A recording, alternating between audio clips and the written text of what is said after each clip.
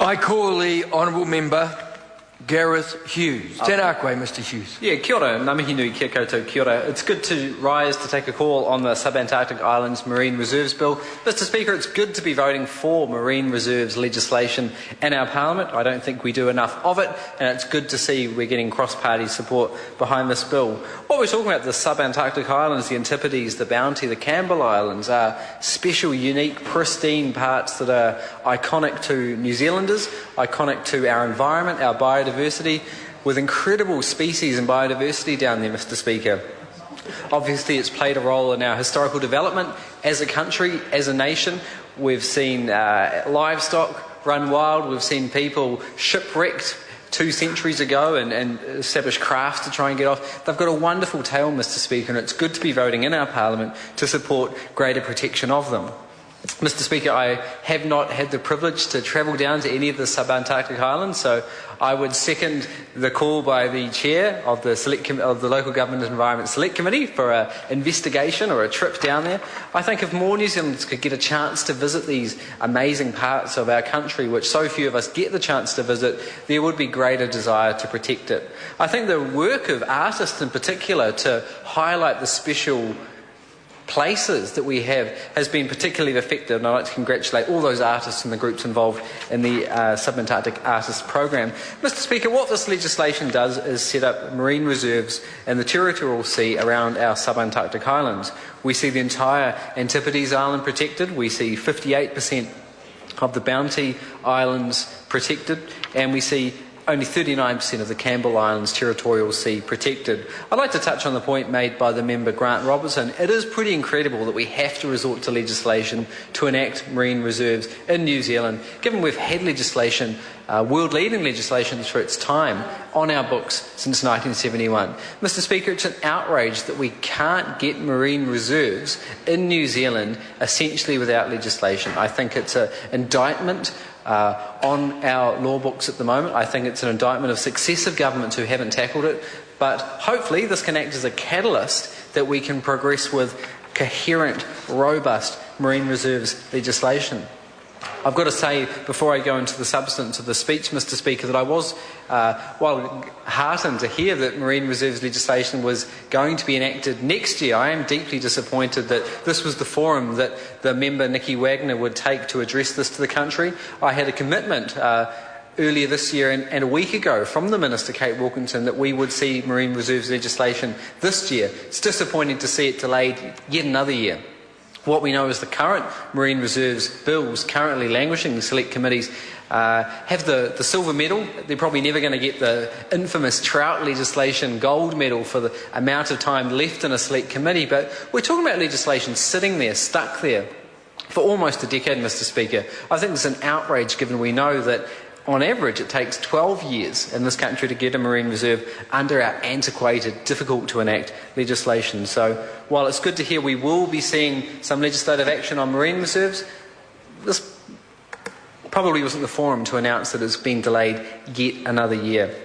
But onto the good. It's good to see this legislation passing. What it's going to be doing is adding 435,000 hectares to New Zealand's total marine reserve area. This is a big deal, Mr Speaker, because at the moment we are doing woefully in terms of marine reserve coverage. Now, Nicky Wagner will say, look, we've got 9% of our territorial sea and marine reserves. Aren't we doing so well? We're so close to our 10% target.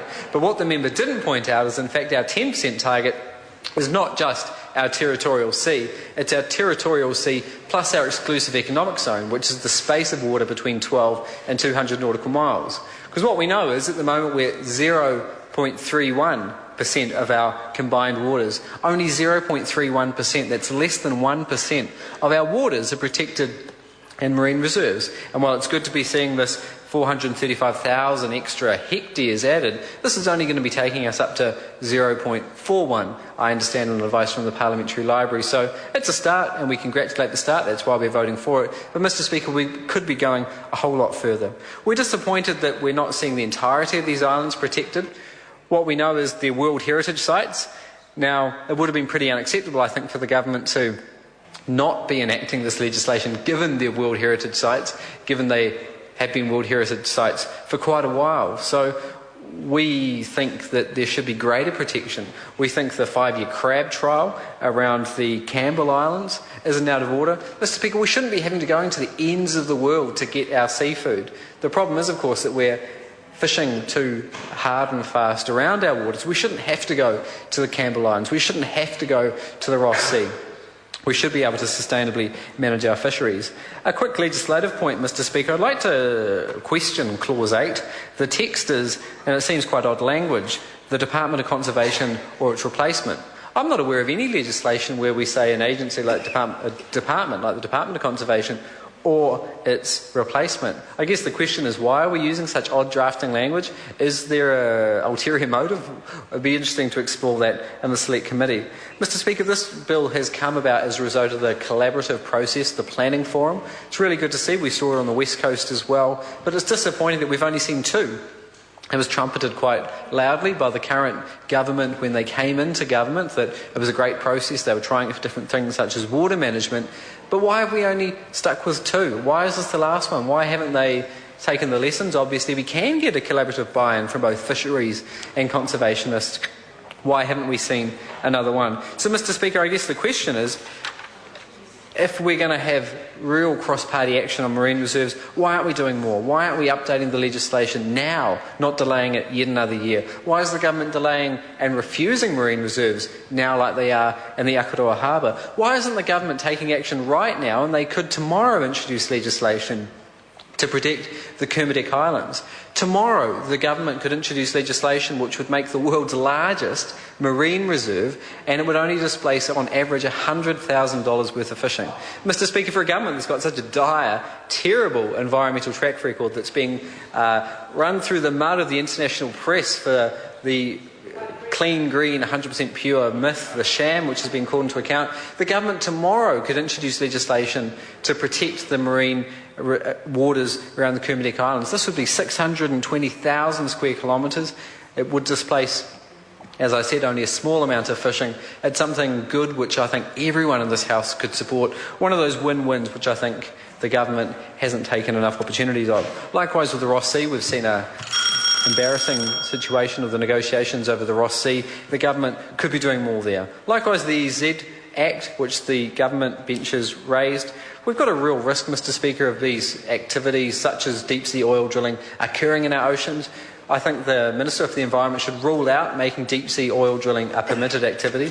I think it would be outrageous that one would require a consent to build a deck, but one wouldn't require a consent under the legislation, which is only so new, that's only been passed this year, to drill in our waters with the corresponding risk that entails. Mr. Speaker, under the EZ Act, the government has the ability to identify the special areas in our exclusive economic zone, these areas of amazing biodiversity. I think the government should be more proactive and map out where these will be protected into the future if we have marine reserve legislation which allows marine reserves to be extended out into the EZ.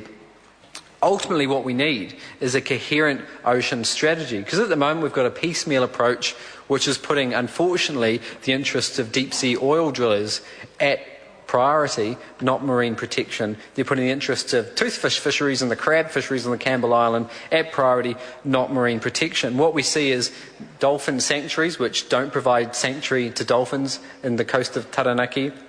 We see the benthic protected areas, which don't protect from activities like dredging for phosphate on the Chatham Rise, Mr. Speaker. It's good to see progress. We can do a whole lot more. The Green Party is committed to work with the government, if we can, to get better marine reserves legislation, a coherent oceans policy, which is only going to protect our waters, because it's so special, unique, and it's such a part of who we are as a New Zealander, Mr. Speaker. Kia ora.